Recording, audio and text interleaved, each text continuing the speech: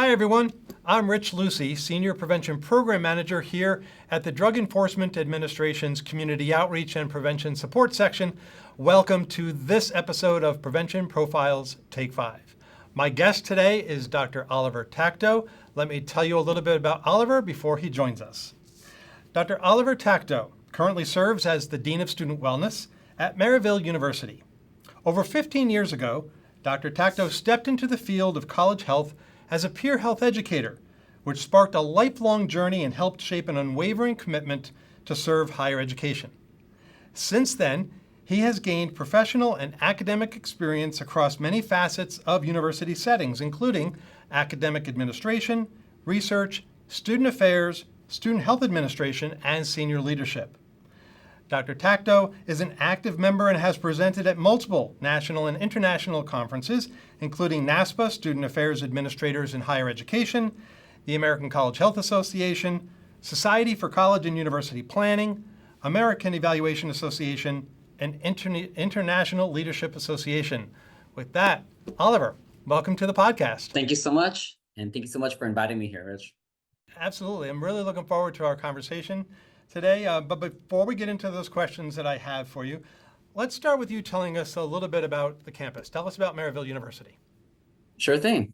Yeah, Maryville University is a private university college here in St. Louis. It's founded in 1872, and it's located about 20 miles west of downtown St. Louis in the suburban town of Town and Country.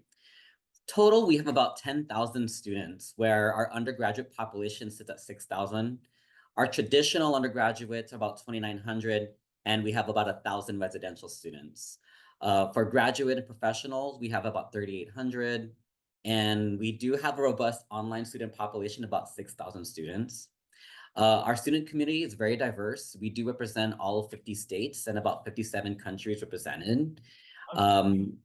We have 55 colleges, so College of Education, College of Health Professions, Business, Arts and Sciences, and the adult and online education.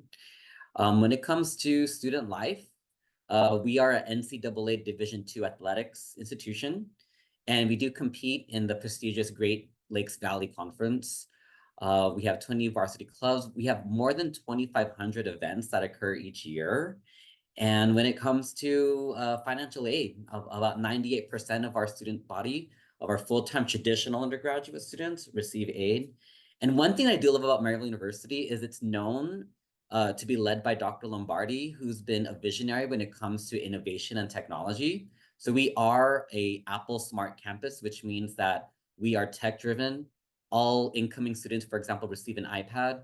So it's one of those things where we are trying to make beat the edge when it comes to being more innovative and a leader in higher education. Wow, that's pretty amazing. Geographically, I know you said about 20 miles west of St. Louis, so considered suburban? Yes, yeah, very suburban, within West County of St. Louis. Well, good. Thanks for painting the picture of the campus. I like to give our viewers a bit of a visual and just a snapshot of what the campus is like. So let's get into my questions. Starting with last September, you started in your current role there as inaugural Dean of Student Wellness. So what do you see as the importance of this role, and what's your vision for the university's student wellness efforts?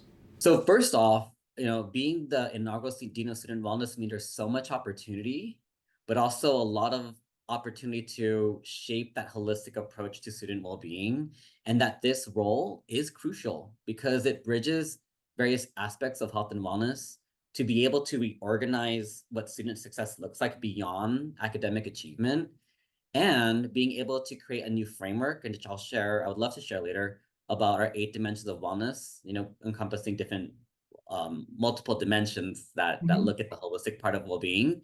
And being able to integrate all of these together truly is fostering what we're looking at when we talk about the whole student. So I'm excited about that.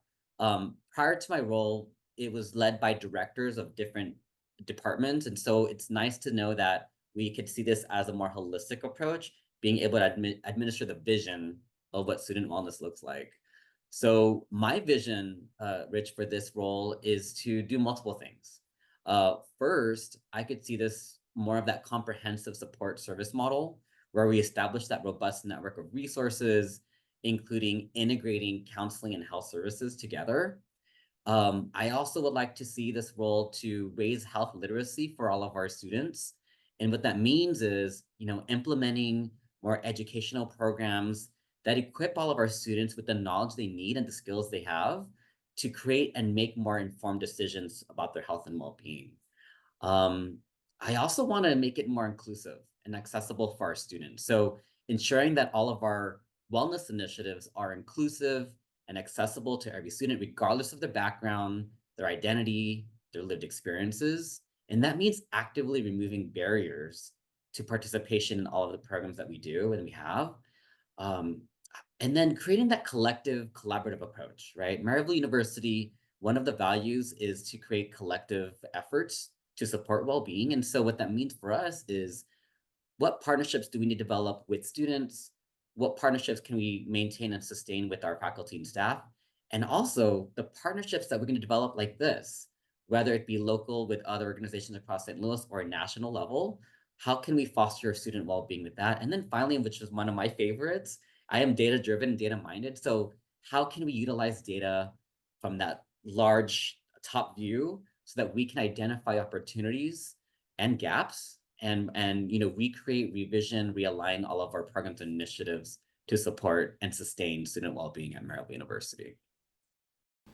That's nice to hear. As anybody who's been in a presentation I've done, whether it's online or in person, one of my sound bites mantras is data drives programming. So I'm glad to hear how data driven that you are, because it's such an important part of a campus's efforts, whether it's overall wellness, mental health specifically, drug use prevention specifically, and how you were talking about your role, Oliver, and your vision. I had a couple of thoughts or comments. So I think you said previously, before you took on the position, it was run by different directors. Does it feel a bit more integrated or interdisciplinary now? I mean, is that part of what this position brings to it? Yeah. So I won't say, when we'll use the example of counseling services and health services, I won't say they did not work together, because there was opportunities where they programmed together. Yeah. But now looking at it as, if we were to talk about, strategically, how can we increase services to all different types of students? It's now, what does that look like in the health sector, health center, and what does that look like for counseling? And one thing I see where they overlapped is, we hired a new social worker, a clinical social worker, to provide that wraparound services where each department were just not able to lift. And that person sort of bridges both departments, because what happens in the health center also can potentially be impacted by their mental health. And so being able to go back to the counseling center and say, hey, what are some to address or look into for additional resources to support all? One example I can tell you is like a student coming in, not being able to navigate the financial system of where they can access or pick a prescription. And so what that person is doing now is saying, okay, what are the needs when it comes to what they need to prescribe or pick up? But also working with our local hospital. We have St. Luke's right across the street, and being able to go there, pick up the prescription, and maintain that relationship. So it's a lot of integrated model now. We are also upgrading our system to Medicat One, which is a new platform that Medicat uses that is more web-based. So in my perspective, because both departments are using the same system, I can now run data of students accessing both departments, and now checking to ensure that what we can do to support that accessibility piece for our students. And that's different, because those data before were not talking to each other, and a student might be going to both, but we can't monitor that. And so that's been very helpful in this new role. You also mentioned the issue of health literacy, and I wanted to ask you a little bit about that. Has it been your experience, because we can't overgeneralize to the entire college student population in general, but do you think it's been your experience or perception that, how are we doing around the health literacy of students coming in? Is there like a gap that really needs to be narrowed, or what's your thoughts on that? It's interesting. This Generation Z, Generation Alpha, they did a great job. I think they did a great job destigmatizing mental health, right? When it comes to seeking services and talking about it, simply just talking about mental health. But one thing that's still behind or delayed is just being able to understand what seeking health and seeking help looks like. And one example is just simply talking about the health insurance. Even though Maryville University does not use a mandated health insurance model, asking students simply about where to go for services, you'd be surprised by how many still go to the ER as a primary service For routine things, yeah. for routine things. And what happens is there are costs associated with that, needing transportation to go there. And I'll use the example of our international students.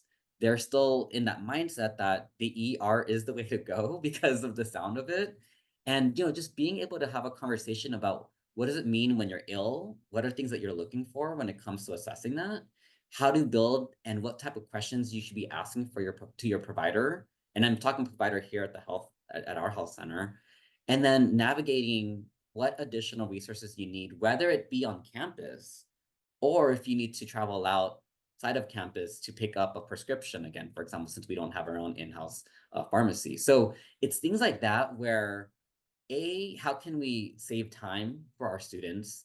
How do we decrease costs for our students and the university, right?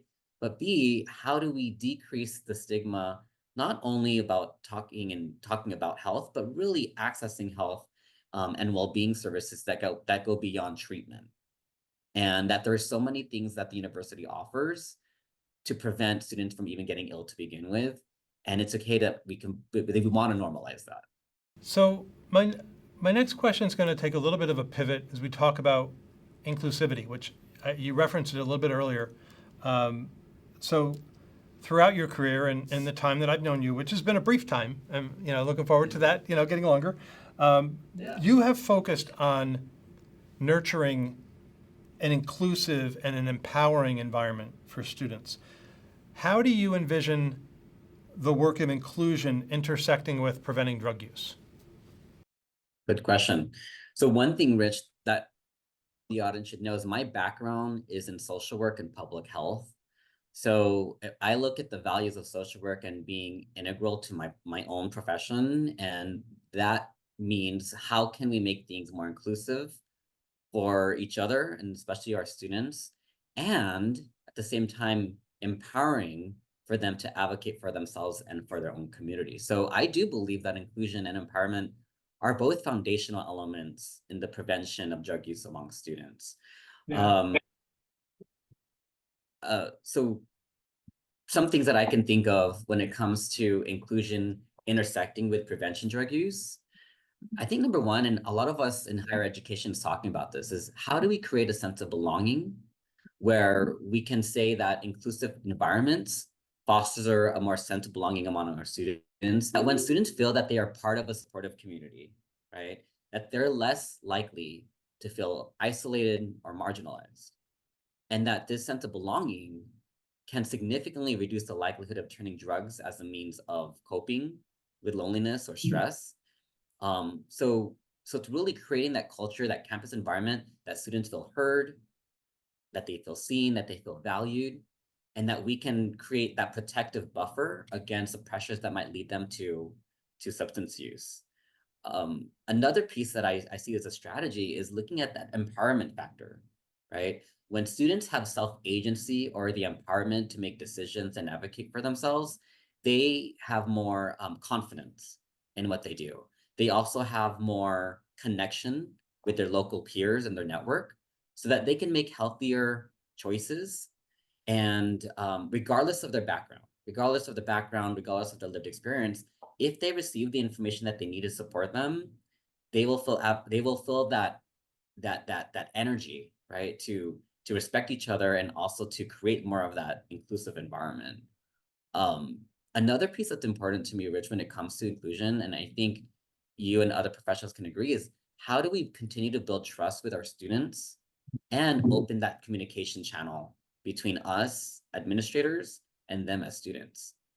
I believe that an inclusive environment fosters open communication and trust, and that when students feel that they can speak openly about their struggles without fear of judgment or discrimination or even retaliation, that they are more likely to speak up before turning into substances. And that this open dialogue really is that true early identification where if it's done timely, we could we could address innovations at that appropriate time, again, to reduce the risk of drugs. The building trust issue is so important, and as you were talking, I think about the ever-evolving nature of our field, which, I hope it's always evolving, and I talk to people about that it's not a finite. Prevention doesn't have an end point. It's always evolving, including its science. And, I was brought up on the strategic prevention framework. I know so many people that espouse the SPIF. And we know that one of the two underlying foundations of it is cultural competence. And for a long time, people said, all right, what's that mean? Ensuring you have culturally appropriate responsive materials. But when we first issued the Prevention with Purpose Strategic Planning Guide back in January of 2020, we took that a step further with just one paragraph in the guide. And it truly might not have been new to colleges and universities, but for a student intern that we had working on it, it was this whole issue of cultural humility. And it's that issue.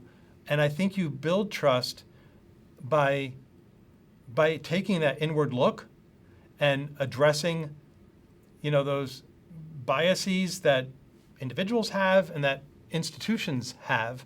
I think you build the trust by allowing yourself to be open and showing to students, this is a work in progress, if you want to call it that. Would you agree? Yeah, and again, it could be the generation of where we're at.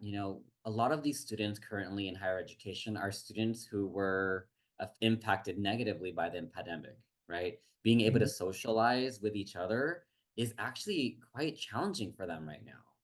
And, having that opportunity to build trust not only with each other, but even with administration, where administration in college can sometimes be negative when it comes to the attitudes of what that looks like for students. So being able to share feelings, being able to share vulnerabilities, or even addressing the problems such as possible drug use or misuse, that's a huge step. And so I think, being able to even train our faculty and staff on how to be practice cultural humility is definitely upbeat and a proactive way that we can develop that trust and build that open communication. So yeah, I completely agree with that. So, my third question, you already referenced it. I'm looking forward to talking a little bit more about these 8 dimensions of wellness. And earlier this year, I know the university launched these 8 dimensions of wellness. So can you, first of all, tell us a bit about what these dimensions are, and especially, again, with our topic, how do they align with preventing drug use among the university students? Yeah. So and just for context, 8 dimensions, 9 dimensions, 10 dimensions, that's not new. It's not a new model. But at Maryville, we had an opportunity to explore what is our direction, what is our framework when it comes to supporting student well-being. And so we introduced the 8 dimensions of wellness this fall, and even more so this past spring, to the entire university community. And it was very exciting. It's because we can now frame all of our programs, our events, based on these 8 dimensions, and create a sense of community, because we can now say wellness in a more common language and everyone understands it. So at Maryville University, our 8 dimensions are academic, right, which addresses more of that active eco-learning system on what happens in the classroom, how to be innovative, creative, things like that. Belonging, right? So this is addressing more of that feeling that they belong with each other, that they have a sense of identity and input when it comes to their partnership and their association with the university.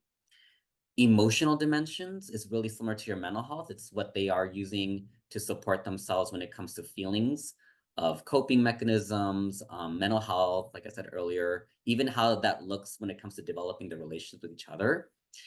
Environmental is one of my favorite ones because it's very closely tied with my doctoral dissertation. But what is the impact of our physical built environment of university and our connection with green sustainability, right? Financial, wellness is looking at their prosperity to thrive financially and develop a sustainable future for them. Physical, the obvious, is what are we doing to promote healthier, active lifestyles? Purpose, this is the one that we tailored specifically for Maryville, is this idea of achieving more than who they are, what they are today. That it goes this more career oriented. It also has that purpose driven of volunteership, like what are they contributing and giving back to the community. And then social wellness is, are we creating opportunities of diverse experiences for our students so that they feel like they can socialize in an inclusive manner?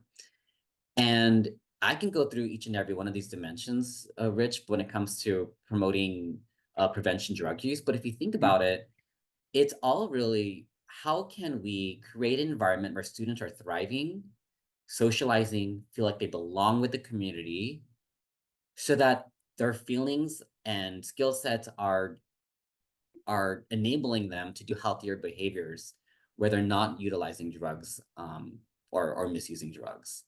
And so, for example, when it comes to belonging, right? I could talk about belonging. Belonging, again, it's about that feeling of feeling connected to the university community and having a sense of acceptance and support. So by fostering an inclusive campus environment where every student feels they belong, we can reduce feelings of isolation and loneliness. And sometimes students who are isolated and lonely, they lead to drug use, right? So programs that encourage student engagement and community building play a crucial role in that dimension. Another one I want to talk about is environmental. Right? I said earlier, so I did my doctoral dissertation on campus master planning and how do we design universities to be more health promoting, right? And so if you think about environmental, it's thinking about focusing on creating a safe and healthy physical and social environment, and looking at how can we ensure that the campus is a safe space free for drug use. So looking at policies, for example, right? Along with promoting the sustainability and access to green spaces so that students do feel supported. Being able to go outside and maybe walk with a friend is normalized versus being able to go outside or stay indoors and utilizing cannabis use, for example, right? So looking at how can we promote that healthy behaviors. And then I'll talk about purpose again, because purpose is just so unique in this whole wheel. It's the purpose dimension is about having clear goals, right? And a sense of direction in life. So helping students identify their passions and align their academic and career paths with their personal values, it provides them with a greater sense of purpose. And when students have a strong sense of purpose, they are more likely to make positive choices and less likely to engage, in drug use as a means of coping with the lack of direction. So there's many ways that our 8 dimensions are utilized to promote that healthy environment and prevent drug use. And what I love about the 8 dimensions, Rich, is that, again, it looks at that holistic approach, that if we were to put the student at the center and thinking about their pathway across their college journey, yeah, drugs can be introduced at any part of those points, but using that wheel can now say we can also prevent that by applying these different strategies.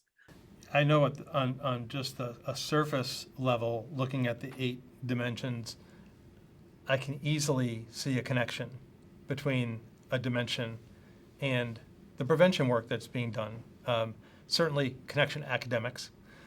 Certainly, there's a financial aspect to alcohol and drug misuse. I mean, as to your point, I think there are easy ways to see the connection in here.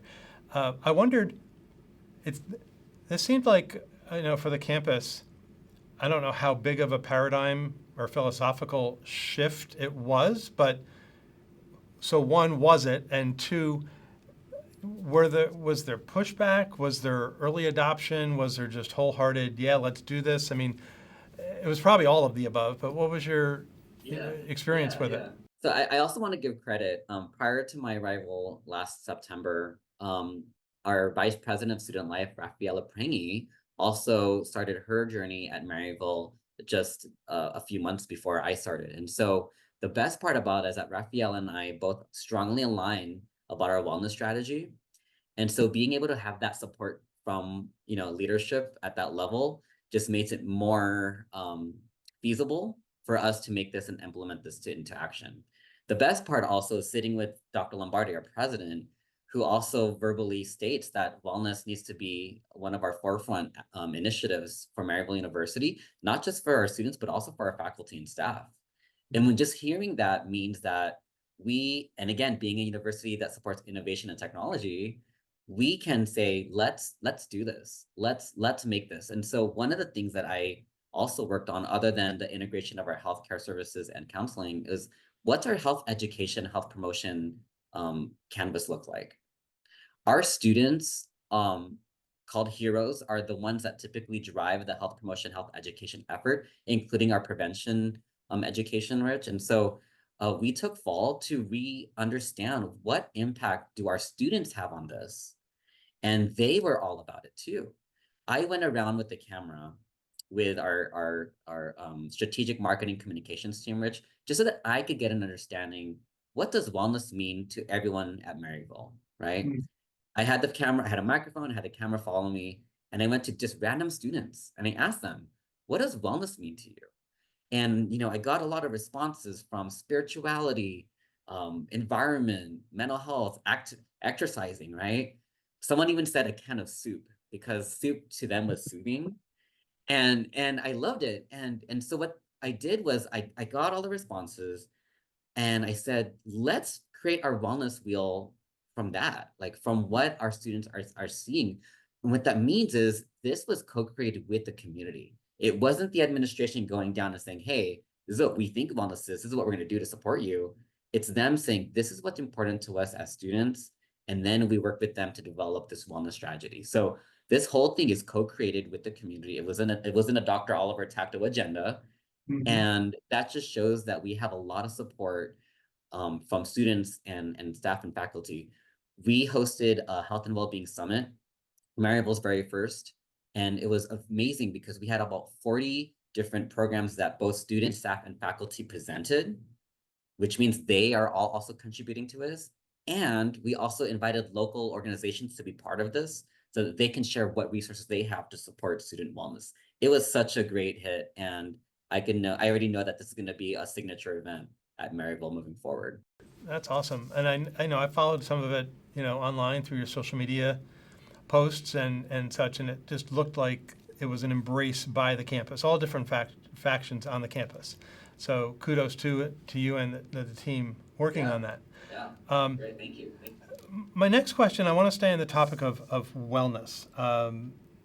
There's been a lot of attention given to well-being and wellness over the last several years, and not just on college campuses. I can give you the example of it within a government agency that I used to work in. How do we ensure that issues such as drug use, prescription drug misuse, impaired driving, all of those connected to the drug use issue, how do we work to ensure that they don't get lost when we talk about overall wellness? I know I'll give the example and I've been very open about this. In my previous agency at SAMHSA, there was talk of integrating mental health and substance use. And we finally landed on the term alignment because they are so closely aligned.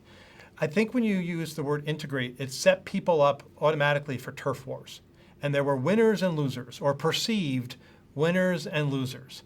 And so I would, in the field that I'm in, focused specifically in the prevention space, I feel like I'm one of those voices that want to ensure that it doesn't get lost when we talk about overall wellness. So what's your perspective on that, and how do we help make sure that doesn't happen?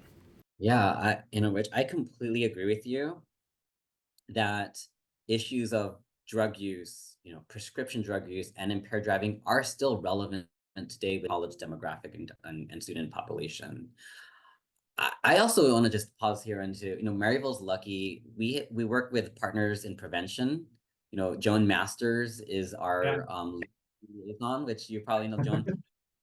You are fortunate to be in that state with Joan and Partners in Prevention. because I love Joan. She and I have been longtime colleagues. And Joan, if you watch this, credit to you. But for those of you who don't know, Partners in Prevention is a entity that's housed in Mizzou, University of Missouri, and funded to support prevention efforts across all the universities in Missouri, in the Midwest, Missouri, Nebraska, can't believe the other states, but essentially they are almost like the backbone of holding the information on data, right? As we collect it and compare and analyze our data across different institutions, and also has the content, some strategy, resources for all of us to use and gather, especially when it comes to drug use and misuse. And so I just wanted to give that shout out, because without them, we are not able to move this forward at the current state of the art. Now, some of the strategies I think that we can do, it's going to require a multifaceted approach. And again, that alignment, Rich, is very important. I think many departments either are addressing those issues, but they're not talking with each other to say, how can we align to support this effort? Or they're not doing it at all. I can imagine, I actually know some departments where they're just not talking about drug use where they should be. And so I think one of our strategies is, how can we integrate issues into the broader wellness programs where we embed these topics of drug use, prescription drug misuse, impaired driving into the overall wellness framework, right? Rather than just treating them as separate issues, because a lot of them do overlap. And that by combining or integrating these concerns into the broader wellness initiatives, such as mental health, for example, and even physical health initiatives, we can ensure that this is consistently addressed in every parts of the whole. So if you think about the wellness wheel, if and when we develop programming around each dimension, it's important to state, where does drugs fit into this conversation, and normalizing that. And if we were to take it a step further, how can we provide workshops, campaigns, awareness campaigns, social norms campaigns, using the data that we have, and utilize these various platforms such as social media. Everyone's on TikTok or Instagram, right? Newsletters and events, to ensure that these messages are not only reaching the broad audience, but they're consistent in every path of the way. One thing I can share as an example is when students come in who are wanting to see if they want to go into Maryville, if they want to enroll, right? Prospective students. If we message something that has to do with drug prevention, that same message will be shared across orientation once they get admitted, during their whole student life, during each of as they matriculate through each year. What we share in the classroom should also be articulated and communicated there, and following and enforcing that even as staff and faculty working with public safety, for example. So embedding it across all, ensuring that everyone's in communication. And I think another piece of that is alignment, Rich, about how do we be collaborative? Collaboration across different departments, whether it's external partners, it can definitely amplify our efforts. So working with our own Department of Public Safety, and we have a very close relationship with them, working with our local law enforcement, Town and Country is also a strong partner. We invite them to some of the meetings too, but also working with other organizations across our St. Louis region. So St. Luke's, I said earlier, is a partner that we work closely with. And again, Joan Masters in that level of providing resources. So joining educational programs, joining campaigns, that's another way about going about doing this. So we're integrating it all the same thing. And then finally is looking at the data. I think that we don't just collect data.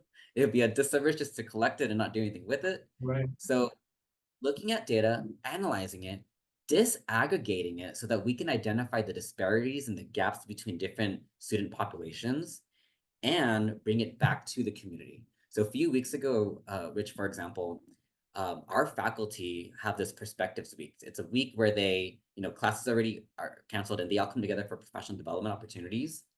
I conducted a data walk with them where I showcased all of our historic data when it comes to student health behaviors, including drug use, alcohol use, things like that. And we hosted a data walk where we had about 20 different data boards across a room, and we had each faculty walk through each data board and had conversations. Does this resonate with the students that they engage with? Does it not resonate? Why not?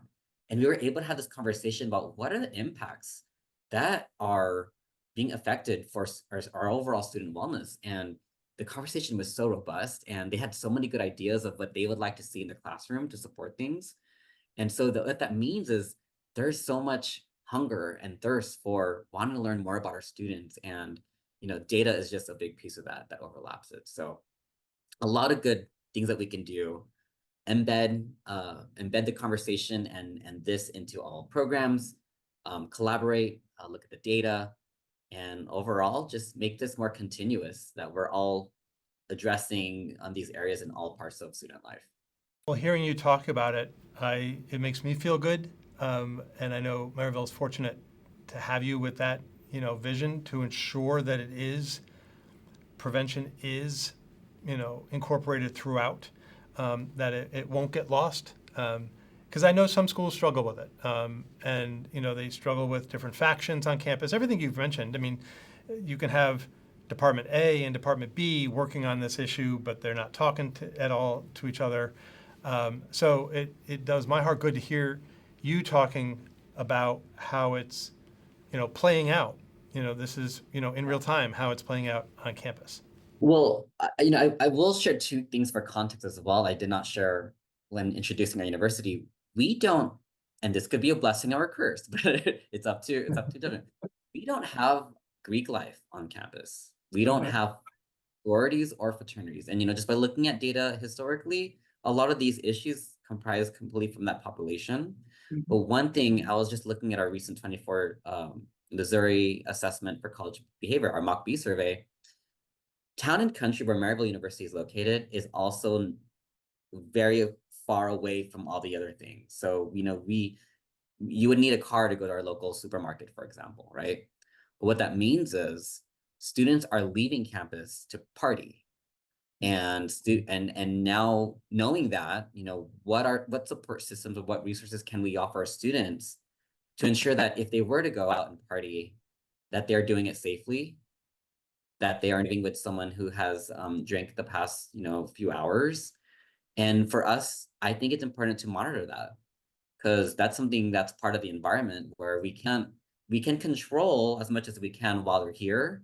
But what happens when they're not here? And we're talking about safety, alcohol use, drug use, sexual assault prevention. There's so many things that we need to do because Maryville is so unique that we don't have that party scene here. But that means they're doing it elsewhere, and it means partnering again with the local community, local police department to ensure that things are safe. We're even doing a partnership with our metro to ensure that we have safe rideshare. So looking at that as a partnership too, making it easy, accessible, and affordable for students. That way they don't have to be the ones drinking and driving if they do. And so there are multiple strategies, and we're just trying to entertain what that looks like for now, explore what that looks like. But these are things that are all very important to ensure that we have a safe and healthy environment here. Well, I said it earlier, the work we do is not finite. It's always evolving, and you're always looking for opportunities, gaps, ways to fill the gaps and such. And I think you've just given a couple of examples there of how you continue to do that. Well, as we wrap up, as viewers know, this last question is your opportunity. It's the advice question, if you will. So what advice do you have for the folks who have tuned in, whether it's the professionals who are actually working to prevent drug use among students or the students themselves? Because just recently I've learned of faculty members who actually have assigned the podcast to students and such. So I think that's pretty cool. What advice do you have for folks watching the podcast? Yeah. Ooh, advice No from pressure. Dr. It's no pressure. So one thing that I like doing as one of my, I like to practice and preach it is really building trust and connection. Connectedness is one of my 5 Gallup strengths. And so that means, establishing trust with your students is foundational, and showing that genuine care and concern for their well-being. You want to create safe spaces where students feel comfortable sharing their challenges and experiences without fear or judgment. or even repercussions. And building that strong, trusting relationship is crucial because it's more effective when it comes to prevention. When they feel like they could trust you and open up to you, they're more likely to feel more safe. And if you were to apply any intervention, they'll be up for it because of that relationship that you built. I also recommend to continue being informed and adaptable, that the landscape of substance abuse and substance use is constantly evolving and changing. So stay informed about the latest research, trends, and best practices in drug prevention, health promotion, all of that. But also be adaptable and open to incorporating new things and new ideas and new strategies into your own approach. Because what worked with a generation 20 years ago may not work with the generation we have today. And I learned that through time, right? When you try the different social norms campaigns, for example, may work for a population, but they probably won't work for the one next. My third piece of advice is to continue to normalize collaboration. Drug misuse prevention is multifaceted and it's not housed to one. So it's going to require a lot of collaborative approaches. And if that means working with your health services team, counseling service team, academic advisors, your residential life, that's going to require a lot of work, but it's going to be so worth it because everyone's going to be on the same page and you could have that common language with that common vision, right? And that coordinated effort is going to make such an impact because you are now aligning things to work towards that common goal. And that's going to show. For students who are listening to this, if there's any students listening to this, I definitely recommend that you stay informed, right? Educate yourself about the risks and consequences of drug misuse and use. Understand the potential impact on your health. Understand the impact of drug use on your academic and even your future, because knowing that will give you a sense of empowerment for you to make healthier and informed choices. And that knowledge is truly a powerful tool when it comes to prevention strategies. Also, it, even though we talked about loneliness and isolation, try your best to build that support network. Whether you surround yourself with people in your dorm hall, or even a favorite faculty professor that you feel connected with, these relationships influence the way you engage with your own behaviors, right? And so participate in clubs, participate in different organizations, go to an event with a friend, right? Those are things that you can do to build that strong network. Also, with my social work hat on, be an advocate for yourself and for each other. Doing that, you are more involved with your say in the way your campus culture, campus community is, and you're going to use your voice to raise awareness. And I'll be honest, as an administrator now, we do listen. We do listen when it comes to students who approach a cause, and being advocating for yourself will also set you up for success later down the line when you're an employee you have your full-time job and you want to ask for additional resources. Practice those skills now. And then finally, just look out for each other. Be a proactive, caring member of your community. If you notice a friend struggling, reach out and offer support. Encourage them to seek help and let them know that they're not alone. Be compassionate. And when you do all those things, you're not only creating a healthier place for yourself, but you're also creating a better future for everybody around you. And I think that to me is very important. Wow, I love the takeaways, the advice for both professionals and for students. I tell you, I zeroed right in on the second piece of advice you gave for professionals, which is to continue being informed and adaptable. I've said this plenty of times, both in sessions I've presented here on this podcast. My mentor, one of her pieces of advice always, maybe sometimes it was a directive, is to hone your craft. And, having been in this field for 3 decades plus, us just coming off of the American College Health Association's annual meeting, whenever I go to conferences like that, I challenge myself. It's almost like a game so I don't become complacent, is to come away from every single session I attend with one new thing I learned. Because I think if you've been in the field for a while, you can tend to just sit back and, yeah, I've heard this, I know that. And, that's when you become complacent. And so that's why, I say to folks, to hone your craft, set that half an hour aside each week. Listen to a podcast, read a journal article, read a news article, listen to a radio program, something that's connected to the work we do. You do that once a week over the course of a year. Essentially, that's anywhere from 26 to 52 hours of professional development. It's a gift to yourself. I do the same. I'm such an avid for nonfiction material. I respect those who can read fiction, but I'm more of that self-help, self-development person. And I learned so much about not only myself, but even ways that we can see that as society. A book that I'm reading right now is called Community, that a fellow colleague, is one of our life coaches here at Maryville, gave to me. And it talks about belonging at a systemic level. And there are so many strategies there that we could enact here at Maryville, and I can't wait to utilize them. But it's really like, how do we utilize the strengths in each department that they do also well, but bringing them in together and say, show us your strength, show us your best version of yourself as a department, and look at how that's going to impact belonging and relationships. It's amazing. It truly is. And so, yeah, Rich, I support that. Read something new, listen to something new.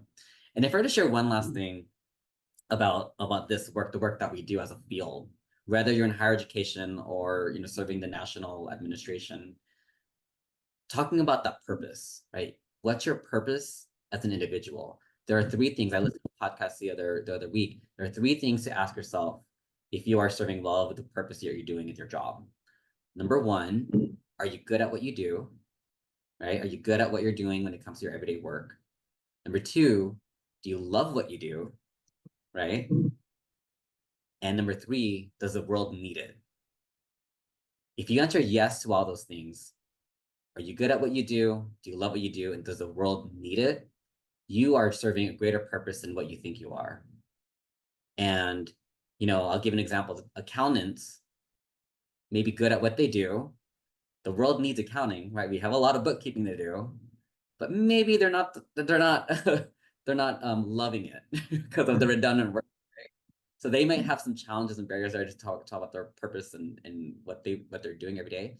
But ask yourself as a professional, are you good at what you do? Do you love what you do? And does the world need it? I think we all need people who are doing health promotion work, prevention work, administrators who can lead the work. And if we see that going further and they love it, I love what I do. I think that's going to make for a lot of changes to support our future in higher education.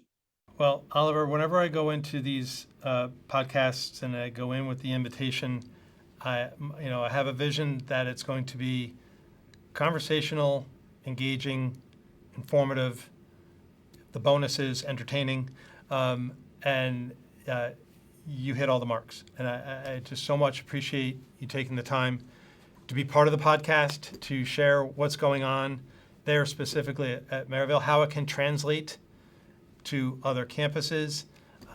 It's just been a joy to get to know you a little bit and outside of the podcast and have you here to talk about your work. Anytime, Rich, and hopefully I can see you in future conferences again. I think that's the best part of that world, right? Yep, absolutely. That's a given. So you can count on that. So thank you again, Oliver, and to our viewers. Again, thank you for tuning in to this episode of Prevention Profiles Take 5. You can view all previous episodes within the podcast series on our website, campusdrugprevention.gov. With that, thanks again for watching. Have a great day.